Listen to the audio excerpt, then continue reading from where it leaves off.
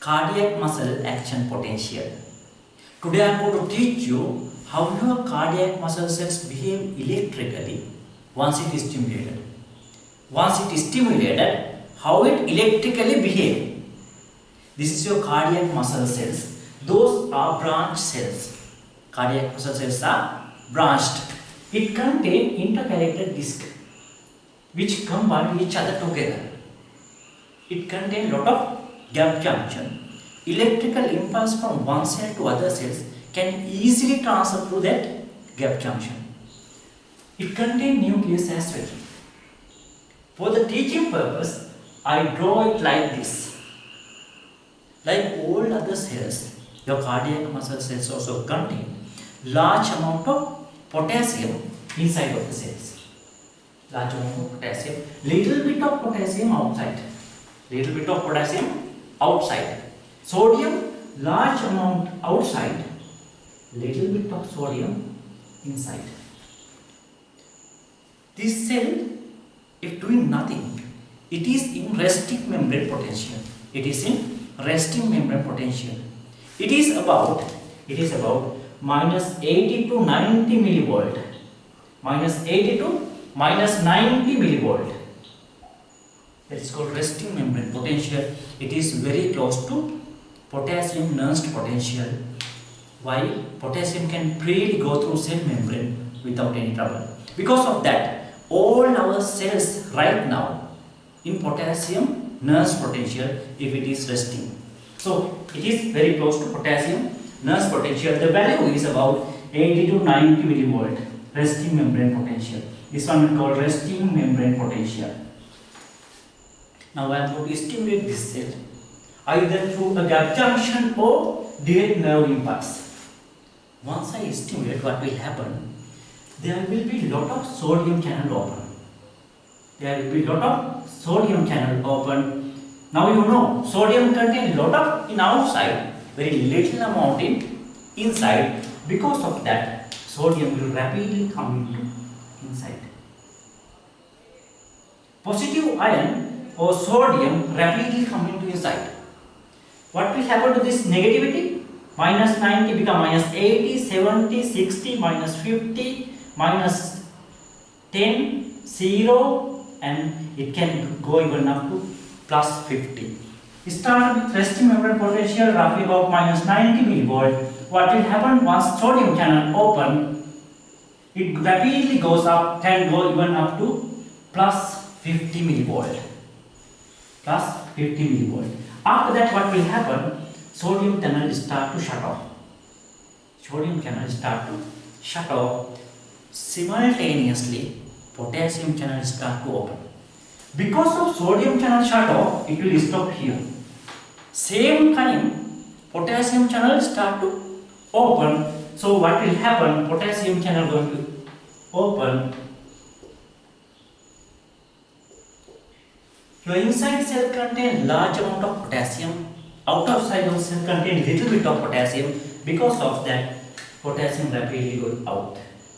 Potassium rapidly go out. So because of that, this plus 50 gradually reduces into 0 level. Once it comes very close to 0 millivolt, your calcium channel going to open. Your calcium channel going to open. Those are L-type, mainly L-type calcium channel. So calcium channel going to open. Because of that, calcium going to come from outside to inside. Calcium coming to inside. One positive ion going to loss. Another kind of positive ion coming to inside. One kind of positive ion or potassium going to move out of the cell. Calcium come into cell. What happened here? Sodium closed. Sodium closed. Potassium open. Then what happened here? Sodium already closed. Potassium is still open. Same time, calcium also open. But calcium in, potassium out. Potassium out, calcium in.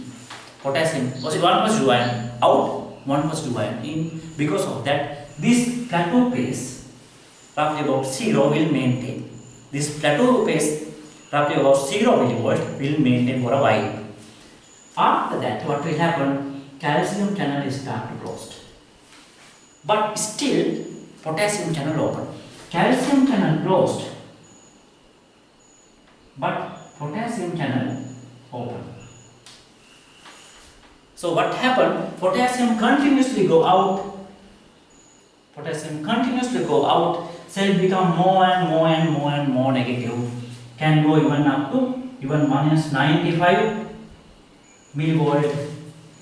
Even less than that, even less than previous value. We are calling it as, it can become even hyperpolarized, more hyperpolarized, and then again come back to normal level after coming to play with sodium potassium ATPase pump. Once cell depolarized, potassium goes out, sodium come in.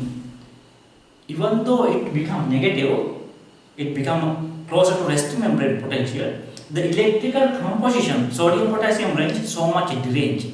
So sodium potassium ATPase pump here come into play and make them correct ion in correct position. They have to make that. This is called potassium rectifier as well. So this phase is called phase 1. This phase is called phase 2. This phase is called phase 3. This phase or last phase called phase 5. So initial phase is now called 0. Phase 0, phase 1, phase 2, phase 3, phase 4. What is happening in 0? Phase 0, sodium channel open. Rapidly sodium come in. Because of that, negativity reduced, it become positive. What happened in phase 1? Sodium channel closed, potassium channel open.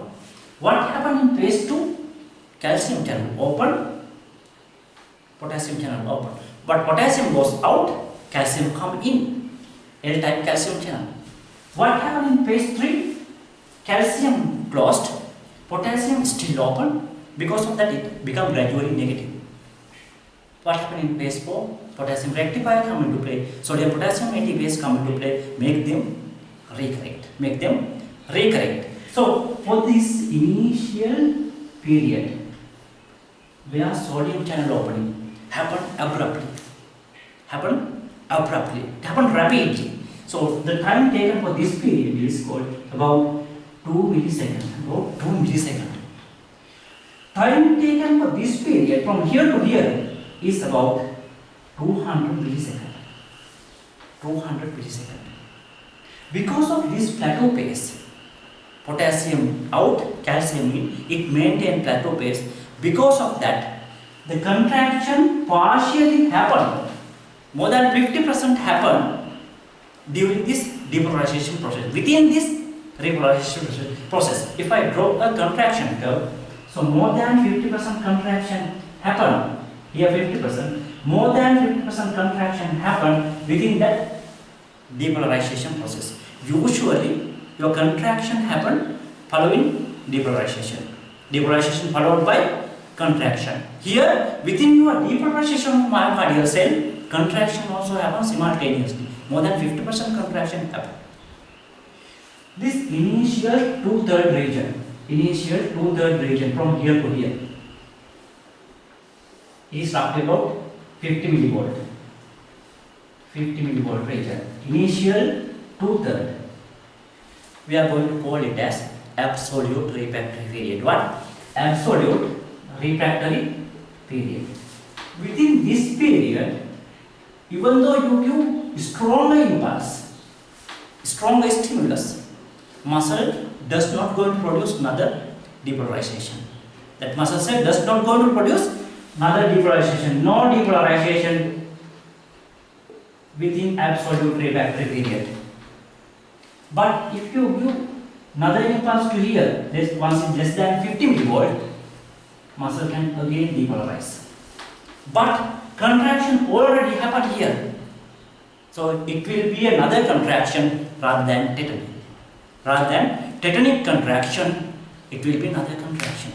So we are calling it as cardiac muscles cannot be tetanized.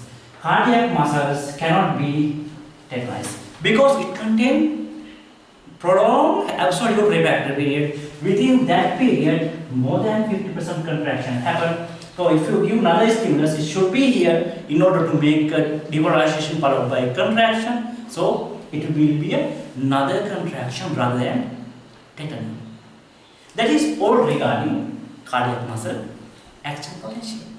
Bye bye.